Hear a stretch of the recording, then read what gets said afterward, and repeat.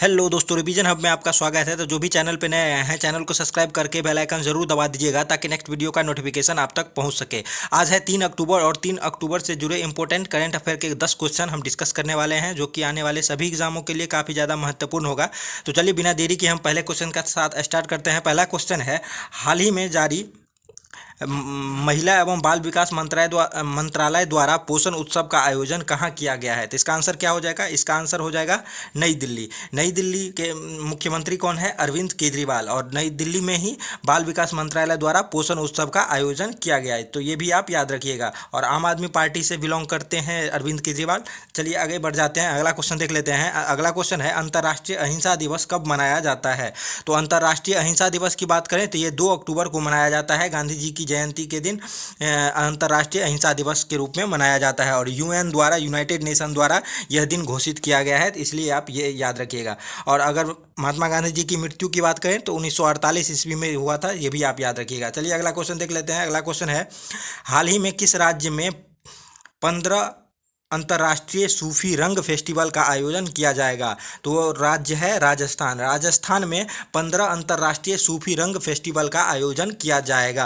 और राजस्थान की बात करें तो राजस्थान के मुख्यमंत्री अशोक गहलोत हैं, तो ये भी आप याद रखिएगा। चलिए आगे बढ़ जाते हैं, अगला क्वेश्चन देख लेते हैं। अगला है, हाल ही में नागालैंड और किस राज्य में अतिरिक्त 6 महीने के लिए आस्फा का विस्तार हुआ है? तो सबसे पहले तो इसका आंसर हो जाएगा अरुणाचल प्रदेश। ठीक है, अरुणाचल प्रदेश और नागालैंड में 6 महीने के लिए आस्फा का विस्तार हो गया है। इससे पहले भी इन दोनों राज्य में आस्फा का लग चुका था, इसलिए इसका विस्तार हुआ है 6 महीने के लिए। और अगर आस्फा की बात करें तो आस्फा का फुल फॉर्म क्या हो जाता है? Armed force special act. और इसके सीएम जो है वो अरुणाचल प्रदेश के सीएम पेमा खांडू और गवर्नर जो है वो बीडी मिश्र है।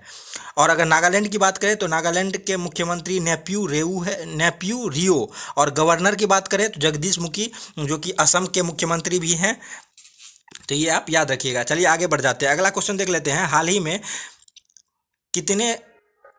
किसने राज्य आपदा सुमन को जारी की मंजूरी दी है? तो किसने यहाँ पे होगा किसने राज्य आपदा सुमन को जारी करने की मंजूरी दी है? तो गृह मंत्री अमित शाह जो है वो राज्य आपदा सुमन को जारी करने की मंजूरी दी है। और अमित शाह गृह मंत्री के साथ साथ सहकारिता मंत्री भी है, तो ये भी आप याद रखिएगा। और सहकारिता मंत्री जो है हाल ही के द्वारा बनाया गया मंत्रालय है और सबसे नया मंत्रालय सहकारिता मंत्रालय ही है, इसलिए काफ़ी ज़्यादा महत्वपूर्ण हो जाता है इनके मंत्री। चलिए आगे बढ़ जाते हैं, अगला क्वेश्चन देख लेते हैं।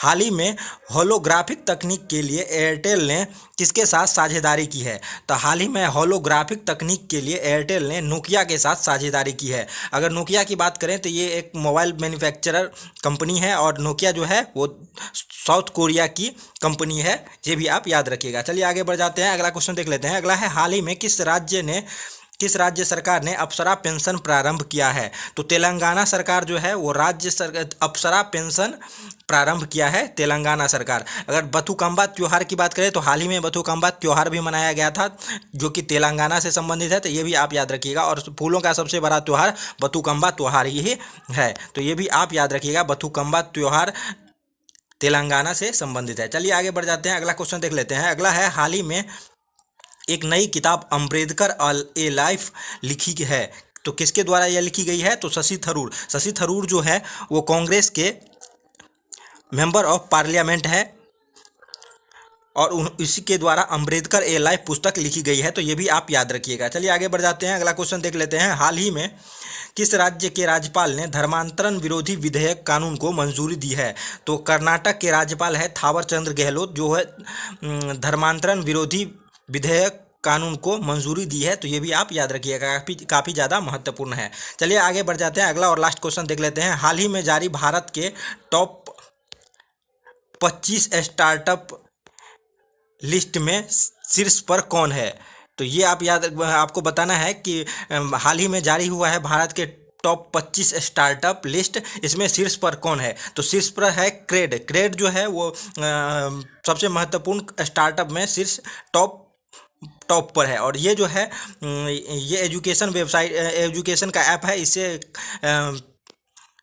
नए नए बच्चों को शिक्षा दी जाती है, ये भी है। और सेकंड स्थान पे अपग्रेड है। अपग्रेड भी कंपटीशन एग्जाम की तैयारी करने का एक जरिया है। और उससे और थर्ड स्थान पे है ग्रो। ग्रो जो है वो स्टॉक मार्केट में निवेश करने के काम आता है। तो ये भी आप याद रखिएगा। पहले स्थान पे है क्रेड, दूसरे स्थान पे है अपग्रेड और तीसरे पे है ग्रो। ये तीनों कंपनी है जो स्टार्टअप 25 प्रमुख स्टार्टअप के टॉप 3 में आते हैं। तो ये भी आप याद रखिएगा।